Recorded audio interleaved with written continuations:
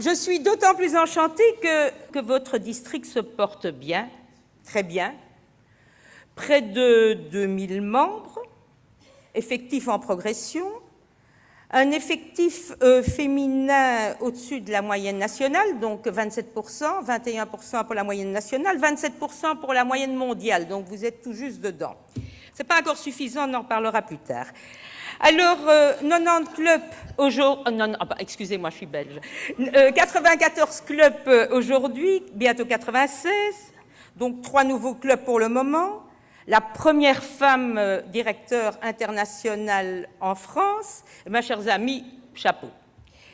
Alors, je profite également de l'occasion, parce qu'autrement, il ne va pas être content, de vous transmettre les félicitations de mon alter ego, le président du Conseil, Jean-Jacques Stoffelmock, car nous avons eu l'occasion d'assister à une réunion à Augsbourg, donc au Forum européen, avec le président Yamada, et je puis vous assurer, ça vraiment c'est vrai, que votre district 103 Sud-Ouest a été largement mis à l'honneur et mis en évidence.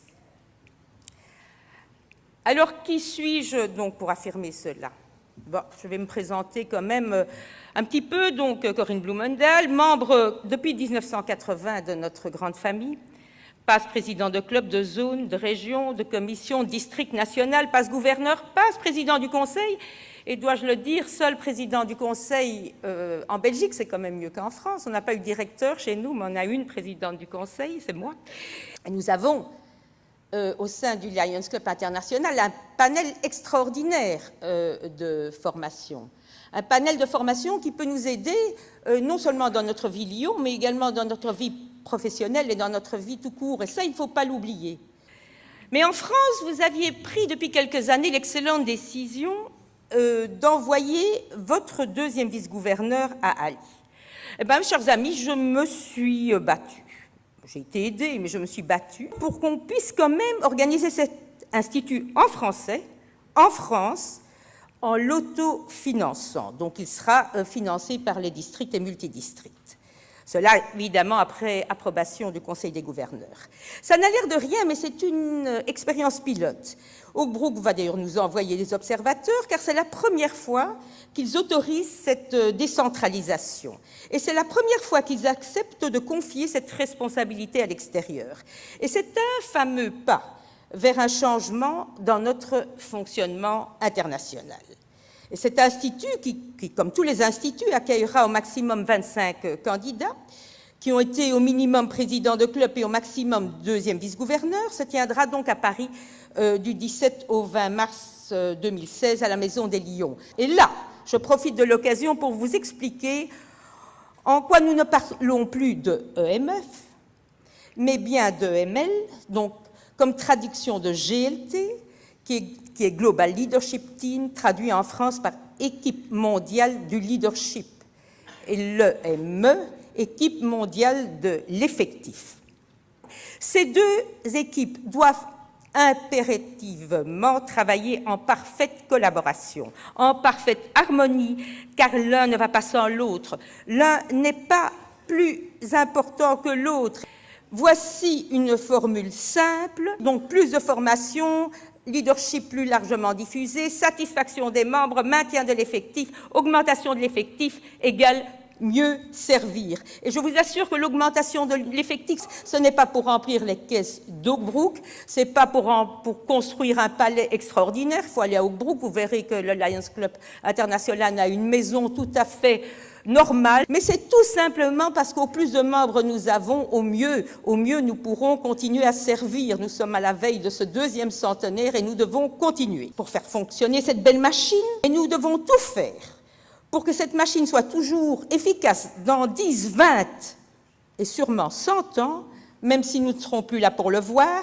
C'est notre responsabilité à tous, pas seulement celle de nos gouverneurs, pas seulement celle de nos dirigeants à Augsbourg, mais notre responsabilité aux 1 400 000 membres Lions dans le monde, de faire en sorte de laisser un héritage à nos successeurs qui leur donneront l'envie et la passion de poursuivre.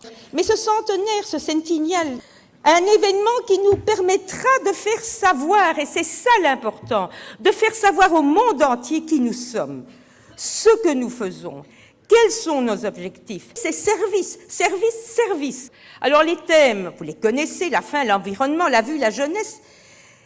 4 thèmes qu'on retrouve en fait dans tous les clubs de la planète. Et 2 objectifs. Pas l'argent, car ça nous en donnons beaucoup. Nous ne sommes pas les seuls d'ailleurs, heureusement. Mais venir en aide à 100 millions de personnes, et on y arrivera d'ici 2018, même on va les dépasser, et le faire savoir.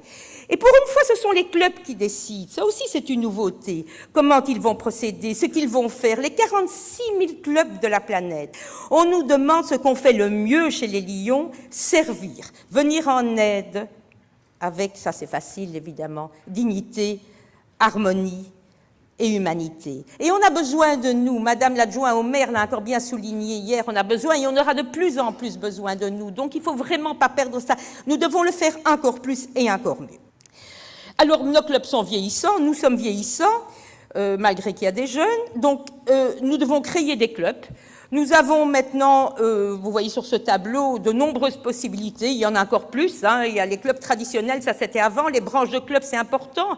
Les clubs universitaires, vous en avez un en France, et c'est ici justement.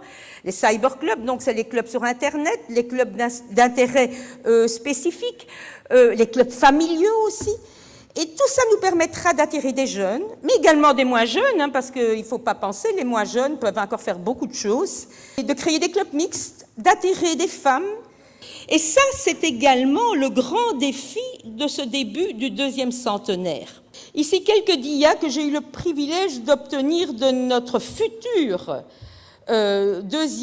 première femme, donc 2e vice-présidente internationale. C'est notre amie Gudrun Ingvadottir qui sera notre première femme présidente internationale. Les femmes sont complémentaires, qu'elles exercent les responsabilités différemment, qu'elles s'impliquent d'une autre manière dans d'autres causes et que le fait d'unir nos compétences, notre savoir-faire complémentaire ne pourra qu'apporter un énorme enrichissement et un vent de nouveautés à notre association vieillissante.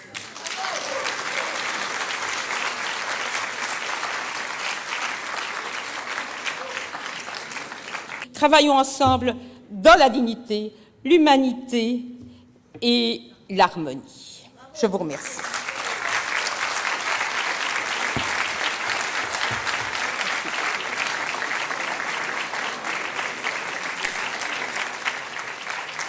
C'est gentil. Merci beaucoup. Il y a des hommes qui restent assis, peut-être qu'ils sont fâchés. Merci 1000 fois, merci.